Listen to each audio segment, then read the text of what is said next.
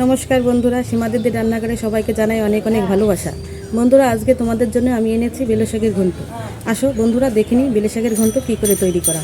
এই যে বন্ধুরা, সেই বেলে শাক এই দেখো আমি ভালো করে বেছে ধুয়ে নিয়ে এসেছি। এই যে আগার দিকটা কেটে কেটে নিতে হবে। এর সঙ্গে লাগবে চিংড়ি মাছ। বন্ধুরা, এই যে চিংড়ি মাছ, আমি বেলে শাকের জন্য 200 গ্রাম চিংড়ি মাছ নিয়েছি। এই দেখো বন্ধুরা, চিংড়ি মাছ। আর নিয়েছি হলুদ থাকবে, লবণ থাকবে, তেল থাকবে, আর এই কালো জিরাটা দিয়ে ফোড়ন দেবো। আর আমি এখন এই আদা, জিরে, কাঁচা লঙ্কাটা বেটে নেব। বন্ধুরা, এই যে আমি বেলে শাকটা এখন কুচি কুচি করে কেটে নেব।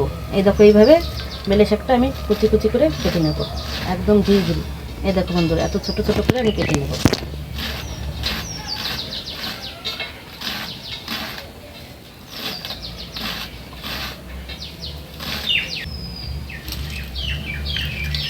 এইভাবে আমি সব শাক কেটে নেব।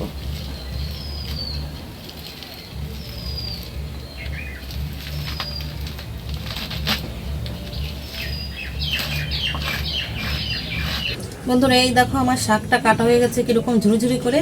এবার আমি মশলাটা বেটে নেব। বন্ধুরা, এবার আমি বাটা মশলাটা বেটে নেব।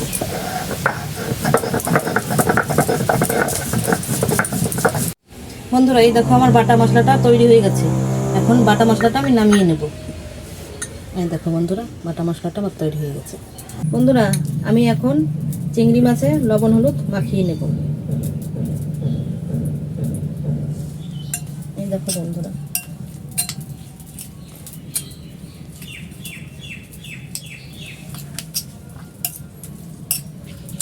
বন্ধুরা, আমার কড়াই এখন গরম হয়ে গেছে। আমি কড়াইতে সর্ষের তেল দিয়ে দেব।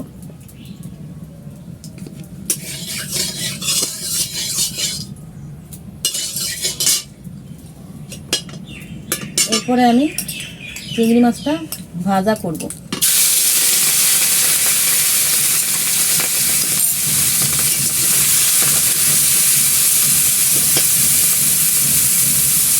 আমার চিংড়ি মাছ এখন ভাজা হয়ে গেছে, আমি এখন তুলে নেব।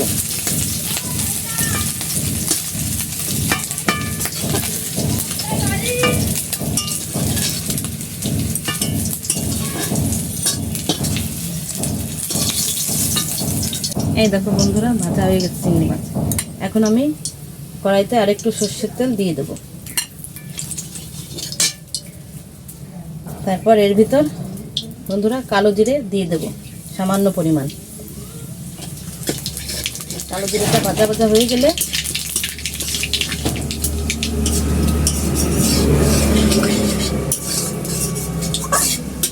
এরপর আমি বাটা মশলাটা দিয়ে দেবো।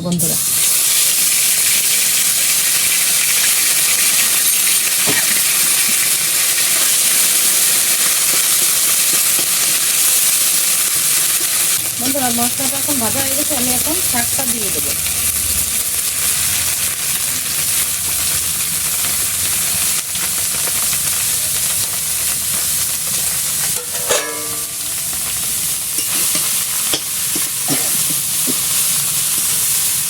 শাকটা নেড়ে চেড়ে আমি এখন পরিমাণ মতন লবণ হলুদ দিয়ে দেবো।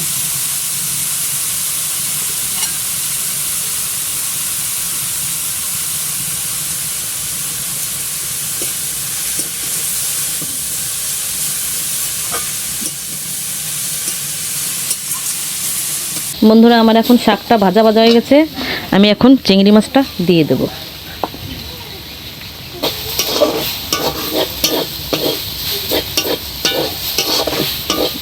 এই দেখো বন্ধুরা, চিংড়ি মাছটা দিয়ে দিয়েছি। বন্ধুরা, এই দেখো আমার বেলে শাকটা তৈরি হয়ে গেছে। আমি এখন নামিয়ে নেব।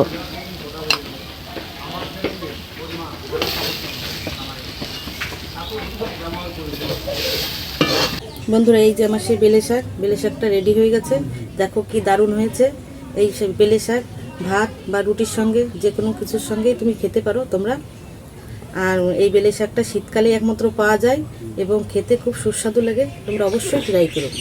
বন্ধুরা, ভিডিওটা যদি ভালো লেগে থাকে তাহলে তোমরা লাইক, শেয়ার, কমেন্ট ও সাবস্ক্রাইব করে দিও। সবাই ভালো থেকো, ধন্যবাদ।